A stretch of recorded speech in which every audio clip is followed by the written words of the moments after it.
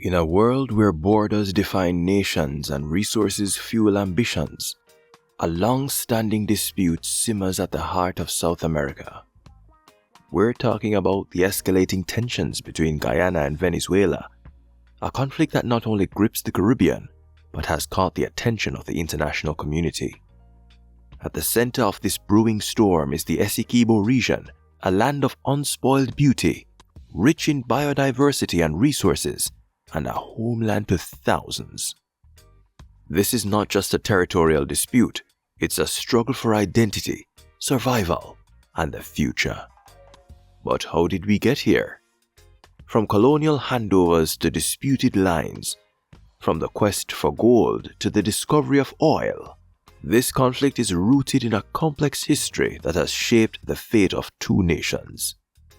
Today, as Guyana rises as an emerging economic powerhouse thanks to its oil reserves, and Venezuela stands firm in its claims, the tension reaches a critical point. The world watches as a referendum in Venezuela threatens to redraw the map, challenging the very existence of a nation. But what lies ahead of this high-stakes geopolitical drama? Is this a prelude to a larger conflict, or can diplomacy pave the way for peace? Join us at Gyro Caribbean as we delve deep into the heart of the Guyana-Venezuela crisis. We'll uncover the past, analyze the present, and explore the future of this critical issue. Your voice matters in this conversation. Share your thoughts and engage with us, and become part of a community that seeks understanding and solutions. Subscribe, like, and turn on notifications. Be part of our journey to unravel the truth behind the headlines. This is more than a story. It's about the fate of nations and the lives of thousands. Yes, the tensions between Guyana and Venezuela are rising, and concerns of conflict between the two countries are beginning to take hold. This stems from a territorial dispute between Guyana and Venezuela over the Essequibo region, which is currently part of Guyana. These tensions reached their highest point when Guyana stated it is facing an existential threat in the form of a referendum in neighboring Venezuela, and that this referendum may be a prelude to Venezuela annexing part of its territory. But what is the full story here, and why are tensions now getting too high? In today's video, we are going to take a look at the territorial dispute between Guyana and Venezuela, explain its origins and current state of affairs, and discuss the future between these two countries. Join us as we tackle the Guyana-Essequibo dispute by subscribing to our channel for future videos. What is Essequibo? The territorial dispute between Guyana and Venezuela concerns an area known as Essequibo, which is approximately 62,000 square miles and is located west of the river of the same name. The Essequibo River runs the full length of Guyana from north to south, which essentially splits Guyana in two and is more than 2/3 of Guyana's land area.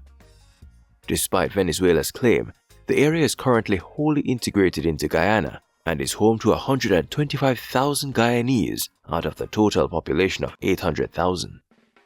The vast majority of Essequibo, similar to Guyana as a whole, is a dense rainforest like the Amazon. It is home to a rich biodiversity, beautiful natural features, and most importantly, natural resources. The most notable of these and the biggest driver of the dispute is oil, which is located just offshore. Since the initial discovery of underwater oil deposits in 2015, Guyana has seen rapid economic growth fueled by increasing oil extraction. It is quickly transforming into an economic powerhouse in the Caribbean.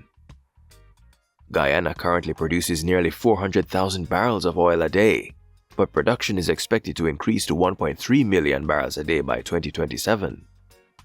But why? As with most of the territorial disputes found in this part of the world, another example being between Belize and Guatemala, it originates from the colonial era. Back in 1814, the Dutch, who controlled what is modern-day Guyana, ceded the territory to the British. However, this handover of territory to the British did not define a western boundary. Years later, the British drew what is called the Schomburg Line, which is the current border between Guyana and Venezuela. Venezuela at the time disputed this line and claimed the border was actually as far east as, you guessed it, the Essequibo River, which is where the current disputed territory is. The following years saw rising tensions between Venezuela and what was then British Guyana, as the discovery of gold and other natural resources at the time placed a strain on their relationship. Eventually, Venezuela lobbied the US successfully to pressure Britain into an arbitration agreement of the dispute. In 1899, an arbitration tribunal under the Treaty of Washington ruled largely in favor of Britain, much to the disappointment of Venezuela. However, Venezuela agreed to this result, and joint communism between Venezuela and British Guyana demarcated the boundary as agreed. But as we fast forward to 1962, Venezuela nullifies the ruling, claiming the original arbitration was influenced by the British. Tensions again began to rise, and the 1966 agreement between Venezuela and British Guyana laid out a path to a diplomatic and legal resolution. When Guyana gained independence in 1966, the territorial dispute was passed on to the country, and things continued with no clear direction or mediation. With oil discoveries in 2015 off the coast of Essequibo, and with the growing extraction of oil and foreign capitalist companies such as Exxon and Shell taking root in Essequibo, Guyana thought it fit to bring their dispute to the United Nations for a formal resolution.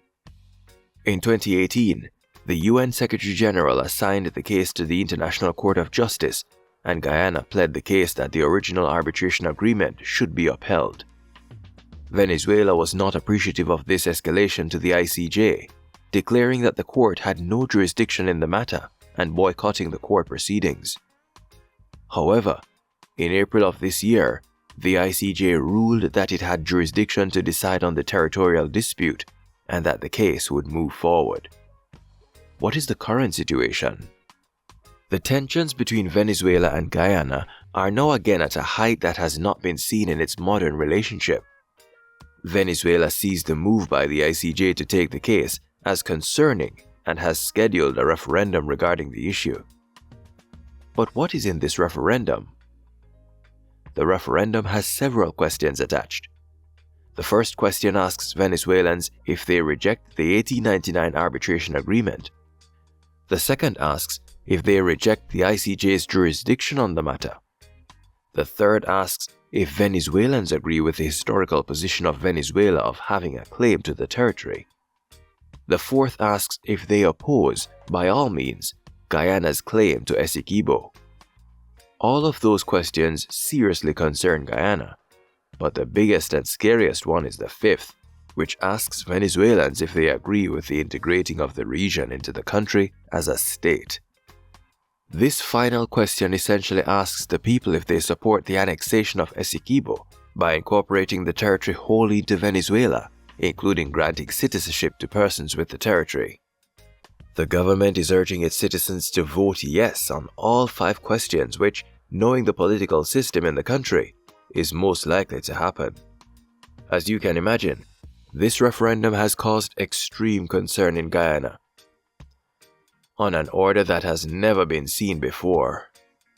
The government has described the referendum as an existential threat to the country and asked the ICJ to issue an emergency order for Venezuela to stop its planned referendum. This referendum, it claims, will pave the way for annexation of its territory to a much larger country with a superior military.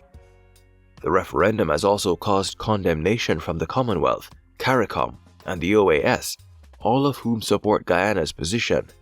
However, Venezuela stated that the referendum will go on, which is most likely right, as no organization would be able to physically stop the country.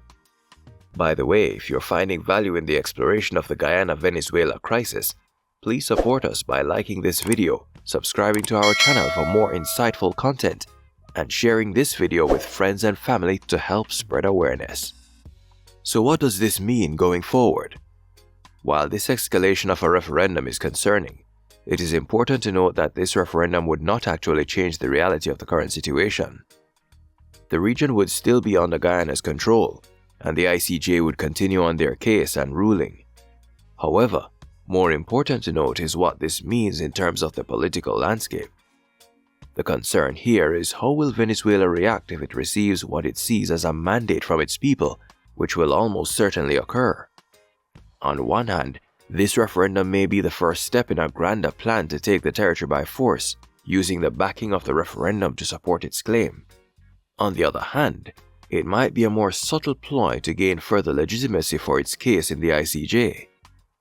This excludes a plethora of other considerations such as the sowing of seeds of nationalism, measuring the public support for its plan, or even shoring up support ahead of national elections next year. In Venezuela's defense, its ambassador to Guyana said on the 12th of November that Venezuela would not invade Guyana, even if people voted yes to the declaration of Essequibo. Quote, "No, never," he stated, indicating that, quote, "it is no war, okay? Diplomacy and negotiation," unquote. However, considering that Essequibo accounts for 2/3 of the country's land area, these states have done little to quell the building concern that Guyana has. The country continues to push for the ICJ to stop the referendum, has given stern warnings to its neighbor, and calls on the support of its allies and regional organizations.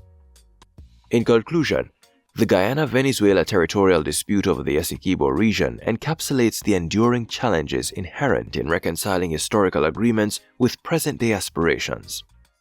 While those who support Guyana look to the 1899 arbitration agreement as the linchpin holding Guyana's case together, the contested position that Venezuela holds has left both nations entangled in a complex web of diplomatic tensions. Adding to this, the discovery of vast quantities of oil reserves and the growing economic significance this holds for the region, the intensification of tensions is only bound to continue.